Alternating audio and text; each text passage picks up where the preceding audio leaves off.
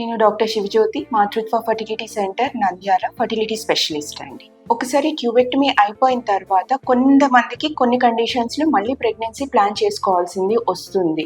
Like second marriages are ముందు ఉన్న పిల్లలకి ఏమైనా అవ్వడం వల్ల, కొన్ని కండిషన్స్ వల్ల ట్యూబల్ మళ్ళీ రీకెనలైజేషన్ అని అంటామండి. ట్యూబ్స్ని రీకన్స్ట్రక్ట్ చేస్తేనే న్యాచురల్గా ప్రెగ్నెన్సీ ట్రై చేయడానికి కుదురుతుంది. యాక్చువల్గా ట్యూబ్ లెంత్ అనేది, ఆ రీకెనలైజేషన్ అనేది మనము రెండు విధాలుగా చేయొచ్చు. ఒకటి లాప్రోస్కోపిక్గా చేయొచ్చు, ఇంకొకటి కోత ఆపరేషన్ లైక్ లాప్రాటమీ అంటాము అండి. రీకన్స్ట్రక్షన్ అనేది చేసే ముందు కొన్ని క్రైటీరియా ఫుల్ఫిల్ అయినాయా లేదా చూసుకుంటాము.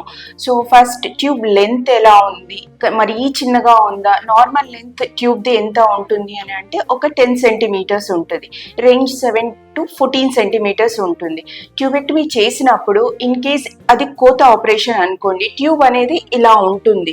సో దాన్ని కోత ఆపరేషన్లో ఇలా వంచేసి కొంచెం కట్ చేసేస్తాం. సో ఒక పార్ట్ వెళ్ళిపోతుంది. ఒక్కోసారి కొంచెం ఎక్కువగా పోవచ్చు, కొంచెం తక్కువగా పోవచ్చు.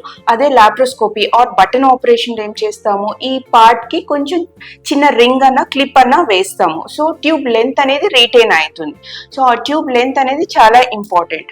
ట్యూబ్ లెంత్ అనేది మనం హెచ్ఎస్జీలో చూసుకుంటాం. కనీసం ఒక 4 సెంటీమీటర్ ఉంది అని అంటే దెన్ ఓకే, తర్వాత రిజల్ట్ బాగానే ఉంటుంది అనేది ఒకటి చూసుకుంటాము. So next age of the patient, అంటే ఫీమేల్ ఏజ్ 35 ఇయర్స్ లోపల ఉంటే కొంచెం రిజల్ట్ బెటర్ ఉంటుంది. యాక్చువల్లీ సక్సెస్ రేట్ 50% అండి. మిగతా దాని ట్యూబ్ లెంత్ ఒకటి, ఎట్లా చేశారు అంటే ప్రొసీజర్ లాప్రాటమీనా లాప్రోస్కోపీనా, తర్వాత ఏజ్ ఆఫ్ ద పేషెంట్, ఇవన్నీ కూడా కన్సిడర్ చేసి రీకెనలైజేషన్ చేస్తాము. రీకెనలైజేషన్ చేసిన తర్వాత కూడా మాక్సిమం ప్రెగ్నెన్సీ వచ్చే ఛాన్స్ ఆ 50% లో ఉంటుందండి. ఒక్కోసారి ఎక్టోపిక్ ప్రెగ్నెన్సీ వచ్చే ఛాన్స్ కూడా ఉంటుంది. వన్స్ న్యాచురల్ గా ఉండేది వేరు, మళ్ళీ రీకన్స్ట్రక్ట్ చేసినప్పుడు ఏమవుతుంది అంటే ఒక్కోసారి అక్కడ అతుకులు వచ్చేది ఉంటుంది.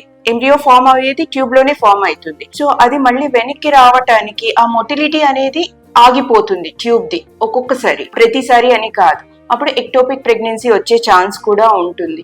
ఇవన్నీ కన్సిడర్ చేసి రీకెనలైజేషన్ చేసుకోవాలా లేదా అనేది మీ కన్సల్టెంట్ చెప్తారు. ఇంకొకటి నెక్స్ట్ ప్రెగ్నెన్సీకి ఇంకొక ఆప్షన్ ఏంటంటే ఐవీఎఫ్ పోవటం. ఐవీఎఫ్లో మనకు ట్యూబ్స్ వల్ల ఏమీ యూజ్ లేదు.